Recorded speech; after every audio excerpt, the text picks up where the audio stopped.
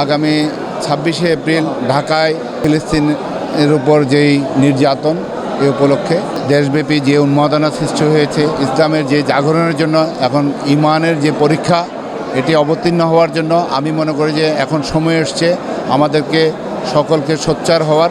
আমি আমাদের চট্টগ্রামবাসী যারা সুন্নিয়তের সাথে জড়িত, সুন্নি আকিদার সাথে জড়িত, প্রত্যক্ষ পরোক্ষভাবে ইসলামের এই ক্রান্তিকালে তাদের ভূমিকার যেই স্বতঃস্ফূর্তভাবে এগিয়ে আসা উচিত। সুন্নি মতাদর্শী সমস্ত ওলামারা, সমস্ত পীর মশাকেরা, সমস্ত আশিকি রসুলরা 26 তারিখ, আসন্ন 26 তারিখ যে পৃথিবীর মধ্যে একটা ফিলিস্তিনি মুসলমানদের উপর যে জুলুম চলছে, বর্তমান পৃথিবীতে একটা ন্যাশনাল ইস্যু হয়েছে, এটা বার্ডেল ইস্যু।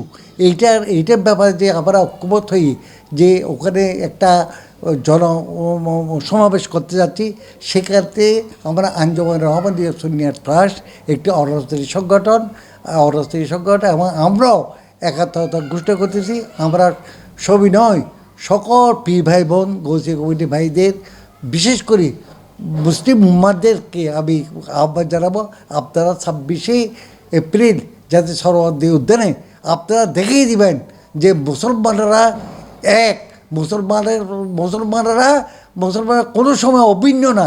আপনারা সেই দিন দেখে দিবেন, পালন করবেন, এই আশা ব্যক্ত করছি আমি। আসসালামু আলাইকুম। এদেশের সুন্নি মুসলমানরা